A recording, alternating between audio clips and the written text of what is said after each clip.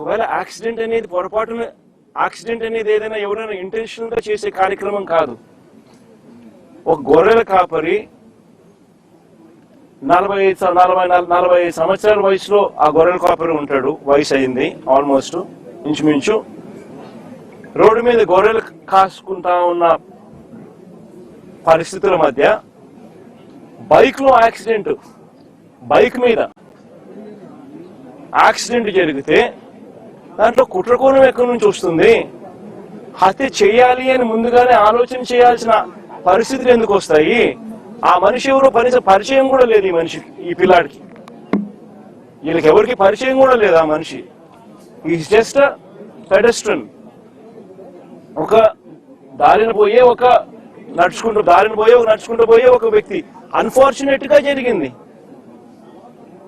చెయ్యాలనే ఉద్దేశం ఎవరికి ఉండదు. అలాంటి అన్ఫార్చునేట్ గా జరిగిన ఒక ఘటన పట్టుకుని ఈ పిల్లల కెరీర్ ను నాశనం చేయాలని చెప్పి ఆలోచన చేయడం ఎంత మటుకు ధర్మం? ఇది కరెక్టేనా? జస్ట్ బికాస్ అప్పల్ రాజ్ అనే వ్యక్తి బీసీలలో ఒక మంచి నాయకుడు కాబట్టి, వైసీపీకి సంబంధించిన నాయకుడు కాబట్టి, వైఎస్ఆర్సీపీ పార్టీకి చెందిన వ్యక్తి కాబట్టి ఇది ధర్మమేనా అని అడుగుతా ఉన్నా.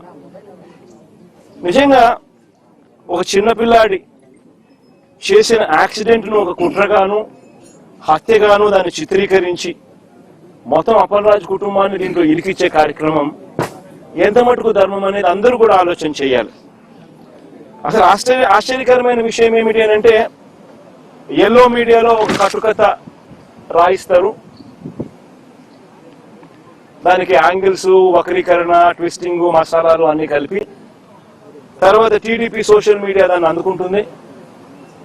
ఆ అందుకున్న దాన్ని చివరకు పోలీసులు దాన్నే కేసుగా మార్చేస్తారు.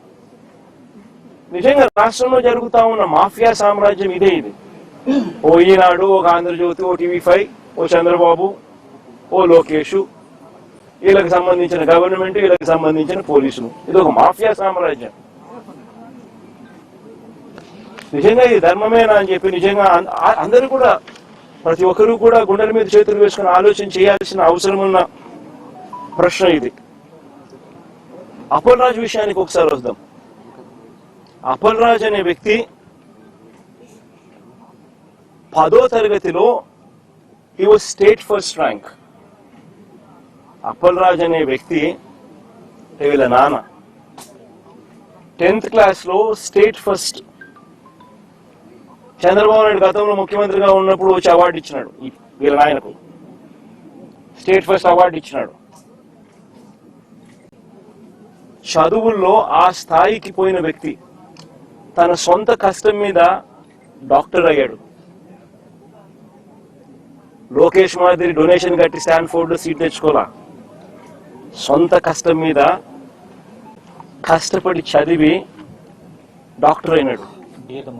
డాక్టరే కాదు, ఎండి కూడా చేశాడు. పోస్ట్ గ్రాడ్యుయేట్ కూడా, ఎండి కూడా చదివినాడు. చదివి ఒక మంచి డాక్టర్ గా పేరు తెచ్చుకున్నాడు. తర్వాత నేను టికెట్ వైఎస్ఆర్సీపీ తరఫున టికెట్ ఇస్తే ప్రజల ఆశీర్వాదాలతో ఎమ్మెల్యేగా అయ్యాడు. దాని తర్వాత మన పార్టీలో మంత్రిగా కూడా పనిచేశాడు. అంటే ఒక బీసీ నాయకుడు, ఒక అతి సామాన్యమైన కుటుంబం నుంచి వచ్చి కష్టపడి చదివి మంచి డాక్టర్ గా పేరు తెచ్చుకుని ఒక ఎమ్మెల్యే అయి, ఒక మంత్రి అయి, ఒక బీసీ నాయకుడిగా తాను ఎదిగితే, అలాంటి మనిషిని ఫినిష్ చేయడం కోసం, క్యారెక్టర్ అసాసినేట్ చేయడం కోసం ఒక తప్పుడు కేసును, ఒక యాక్సిడెంట్ ను ఒక కుట్రగాను, ఒక హత్యగాను దాన్ని వక్రీకరించి మలచి తన కెరీర్ ను నాశనం చేయాలని, తన క్యారెక్టర్ ను అసాసినేట్ చేయాలని, అప్పల్ రాజును నాశనం చేయాలి అని చెప్పి ఇంత దుర్మార్గపు ఆలోచన. ఆ దుర్మార్గపు ఆలోచన చేసే దాంట్లో కూడా కనీసం ఈ 18 ఏళ్ల పిల్లాడు, ఈ పిల్లోడి జీవితం నాశనం అవుతుందని కూడా కనీసం చంద్రబాబు నాయుడు ఆలోచన చేయడం లేదంటే నిజంగా అడుగుతా ఉన్నా. 80 ఏళ్ల వయసు వస్తా ఉంది చంద్రబాబు నాయుడు. మనిషి అన్నం తింటున్నాడా, గడ్డి తింటున్నాడా అని అడుగుతా ఉన్నా. అబ్సల్యూట్లీ రాజకీయాలను ఒక ఒక నీచమైన స్టేట్లోకి తీసుకొని పోవడం ఇది. నేను అడుగుతా ఉన్నా, ఒక్కొక్కరికి ఒక్కొక్క న్యాయం ఉంటుందా అని చెప్పి. కొన్ని తెలుగుదేశం పార్టీకి సంబంధించిన వాళ్ళకి ఎక్కడికైనా వాళ్ళు ఎవరైనా యాక్సిడెంట్లు చేసినా, వాళ్ళ పిల్లలు కానీ వాళ్ళ బంధువులు కానీ ఎవరైనా యాక్సిడెంట్లు చేస్తే, లేదా వాళ్ళే యాక్సిడెంట్ చేస్తే, వాళ్ళ కారులో ఉండగానే యాక్సిడెంట్ జరిగితే మొత్తం కుటుంబాన్ని కూడా ఇదే మాదిరిగానే కేసులు కట్టి అరెస్టులు చేసి కుట్ర కోణము హత్య కోణం అని చెప్పి పెట్టే కార్యక్రమం జరుగుతుందా? చేస్తారా అని అడుగుతాను చంద్రబాబు నాయుడు గారిని. ఒక నిజంగా చేసేట్టుగా అయితే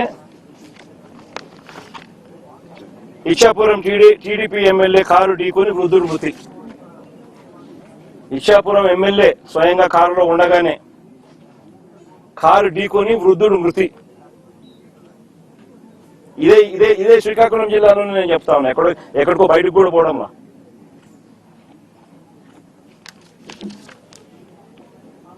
(31/12/2024). ఇంకో కేసు కూడా ఏదో ఉంది కదా, పాతపట్నం ఎమ్మెల్యే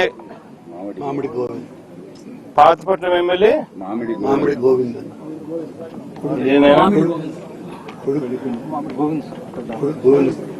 ఇదేంది కొడుకును తప్పించి డ్రైవర్. పాతపట్నం ఎమ్మెల్యే ఇదే జిల్లాలోనే ఇదే తెలుగుదేశం పార్టీకి సంబంధించిన పాతపట్నం ఎమ్మెల్యేకి సంబంధించిన మరో కార్ యాక్సిడెంట్. మళ్ళా వాళ్ళ అక్కడ ఎవరిని అరెస్ట్ చేసినారు?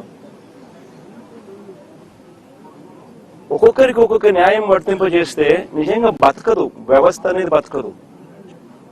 ఒక చెడు విత్తనాలు నాటుతా ఉన్నారు. ఈ చెడు విత్తనాలు రేపొద్దున వృక్షాలు అవుతాయి. మీరు ఏదైతే నాటుతా ఉన్నారో రేపొద్దున అది ఒక వృక్షమై మొత్తం సిస్టమ్ ని నాశనం చేస్తుంది. అబ్సల్యూట్ గా అన్పార్డనబుల్, క్షమించరాని తప్పు ఇది. నిజంగా యాక్సిడెంట్ జరిగితే అసలు యాక్సిడెంట్ జరిగినప్పుడు 108 ఫోన్ చేసింది కూడా ఈ పిల్లోడే. 108 ఫోన్ చేసింది ఈ పిల్లోడే. మరి నిజంగా చెడు ఉద్దేశం ఉంటే ఈ పిల్లోడు ఎందుకు 108 ఫోన్ చేస్తాడు? 108కు ఈ పిల్లోడు ఫోన్ చేయడమే కాదు, సిపిఆర్ కూడా, అంటే వాళ్ళ నాన్న డాక్టర్ కాబట్టి ఈ పిల్లోడు కూడా చూసి సిపిఆర్ చేస్తే, అంటే చెస్ట్ సిపిఆర్ అంటే ఫుల్ చెస్ట్ హార్ట్ పంప్ చేసే సిపిఆర్ది వాళ్ళ ఆయన చేయడం చూసి ఆరాటపడి ఆ మనిషిని బతికించారని చెప్పి సిపిఆర్ కూడా చేసినాడు అందరి ముందర. జరిగేదంటే అందరి ముందర జరుగుతాన్న విషయాలే. అంటే ఆ మనిషిని కాపాడడం కోసం తాపత్రయపడ్డాడు. 108 ఫోన్ చేసినాడు.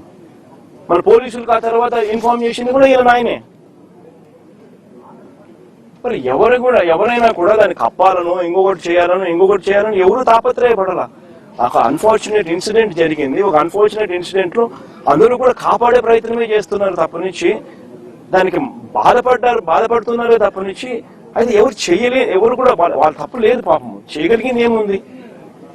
దాన్ని రాజకీయం చేయడం కోసం అని చెప్పి ఎంత దారుణంగా వీళ్ళు బిహేవ్ చేస్తా ఉన్నారు అని అంటే నిజంగా ఆశ్చర్యంగా అయితే.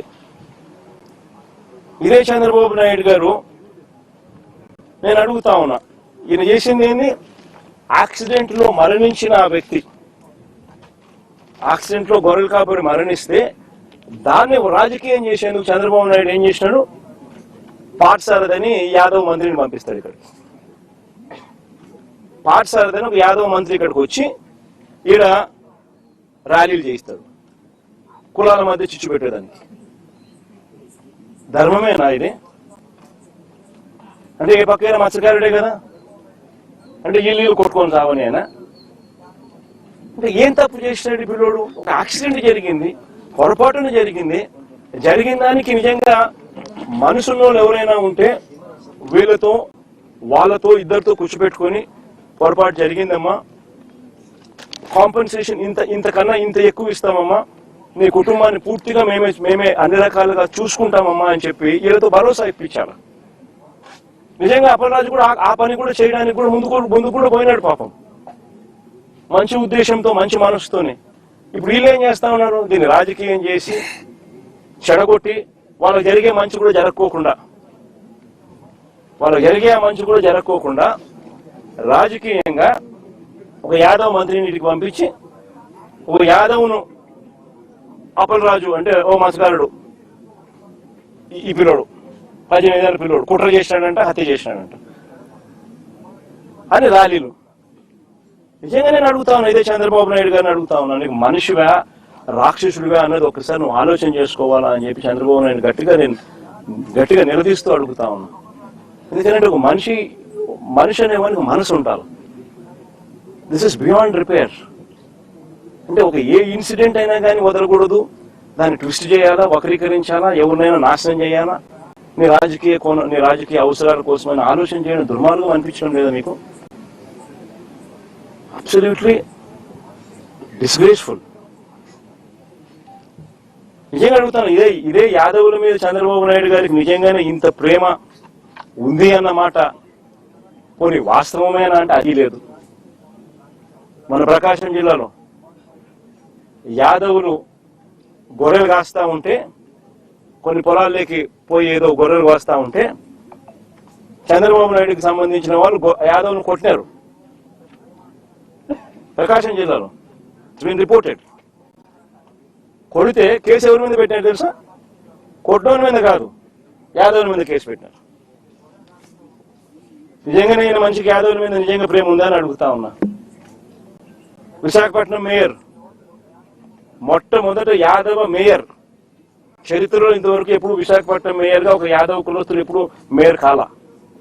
ఫస్ట్ టైం వైఎస్ఆర్సీపీ ప్రభుత్వంలో వైఎస్ఆర్సీపీ చేస్తుంది ఒక యాదవ మహిళను మేయర్ గా. ఈయన ఏం చేశాడు చంద్రబాబు నాయుడు? ఆయనకు నెంబర్స్ లేకపోయినా ప్రలోభాలతో ఏం చేసినాడు? ఆయన దింపేసినాడు. ఇదే యాదవుల మీద ప్రేమ. అంతేందుకు విశాఖపట్నంలో వైఎస్ఆర్సీపీ యాదవ భవనం కోసం విశాఖపట్నంలో ల్యాండ్ ఇచ్చింది. ఆ ల్యాండ్కు శంకుస్థాపన చేసినారు. పనులు కూడా ప్రారంభమైనాయి. చంద్రబాబు నాయుడు వచ్చినాడు, క్యాన్సిల్ చేసినాడు. ఈ మనిషికి యాదవుల మీద ప్రేమ? అసలు యాదవులు కాదు, అసలు బీసీలు అంటే కూడా ఈ మనిషికి లెక్కలేదు. కొన్ని మత్స్యకారుల మీద ఏమైనా ఉందా అంటే లేదు. మత్స్యకారుల లీడర్లను నాశనం చేయడం, కుట్రలు పని వాళ్ళను కుట్ర కోణంతో వాళ్ళను చరిత్రహీనులుగా చేసే కార్యక్రమం చేయడం. మొన్న విశాఖపట్నంలో మత్స్యకారులు చనిపోతే 7 మంది వేటకపోయి అందులో 6 మంది చనిపోతే కనీసం మానవత్వం చూపరా. ఒక మంత్రి పోలే కనీసం ఆ ఇళ్ళకాడికి వాళ్ళని కనీసం ఓదార్చడానికి. పోయింది జగన్ అక్కడికి. ఈ మనిషి ఎవరి మీద ప్రేమ లేదు. అసలు పేదవాడు అనే పేదవాడి మీద అసలు ప్రేమే లేదు ఈ మనిషికి. బీసీలు ఓట్ బ్యాంక్ కింద వాడుకుంటాడే తప్ప బీసీల మీద ఏమాత్రం ప్రేమ లేదు. నిజంగా బీసీల మీద ప్రేమ ఉంటే అక్కచెల్లెమ్మలకు 0 వడ్డీ పథకం. అందరికన్నా నష్టపోయేది బీసీలే, బీదోళ్లే. ఎలక్షన్ మేనిఫెస్టో ఒకసారి చూడండి. 0 వడ్డీని 3 లక్షలు కాదు 10 లక్షలకి పెంచి చేస్తానని చెప్పి 0 వడ్డీ ఇస్తానని చెప్పి మేనిఫెస్టోలో కనిపిస్తుంది. 2 ఏళ్ళు అయింది, 3వ సంవత్సరం.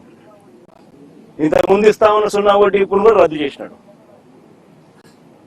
పొదుపు సంఘాల రుణాలు తగ్గిపోయినాయి.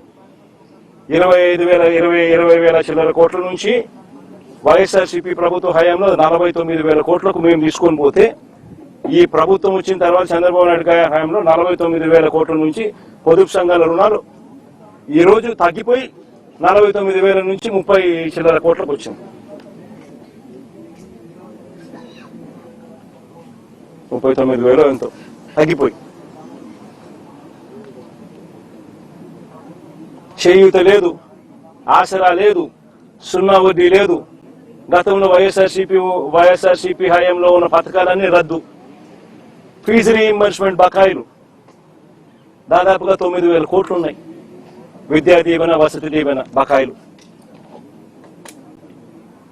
పిల్లలు చదువులు మానేస్తా ఉన్న పరిస్థితులు, చదువులు చదవలేక అందరికైనా నష్టపోయేది బీసీలే. ఈయన బీసీల గురించి మాట్లాడేది. మత్స్యకారుల కోసం వైఎస్ఆర్సీపీ ప్రభుత్వ హయాంలో మత్స్యకారుల కోసం ఎప్పుడు జరగని విధంగా 10 ఫిషింగ్ హార్బర్లు, ఎప్పుడు జరగని విధంగా 10 ఫిషింగ్ హార్బర్లు, 4 పోర్ట్లు మన హయాంలో 6 ఫిష్ ల్యాండింగ్ సెంటర్లు మనం ప్లాన్ చేస్తే కట్టడం మొదలెడితే ఈ మనిషి వచ్చిన తర్వాత ఏం చేస్తా ఉన్నాడు? ఇదే శ్రీకాకుళం జిల్లాలోనే మూలపేట పోర్టు ఎవరు మొదలు పెట్టినారు? ఇదే శ్రీకాకుళం జిల్లాలోనే బోడబెట్లపాలెం, మంచినీళ్ళపేట ఫిషింగ్ హార్బర్లు ఎవరు తీసుకొచ్చారు? వైఎస్ఆర్సీపీ ప్రభుత్వం. ఈయన ఏం చేస్తా ఉన్నాడు? స్కాములు చేస్తూ దానికి అమ్మకానికి పెట్టినాడు. స్కాములు చేయడం కోసం స్కాములు చేస్తూ పోర్ట్లు అమ్మకానికి, ఫిషింగ్ హార్బర్లు అమ్మకానికి, మత్స్యకారుల జీవితాలను సర్వనాశనం చేయడానికి కోసం ఈ మనిషి రెడీగా ఉన్నాడు. అసలు ఈ మనిషి చంద్రబాబు నాయుడు అనే వ్యక్తి సూపర్ 6లు లేవు, సూపర్ 7లు లేవు.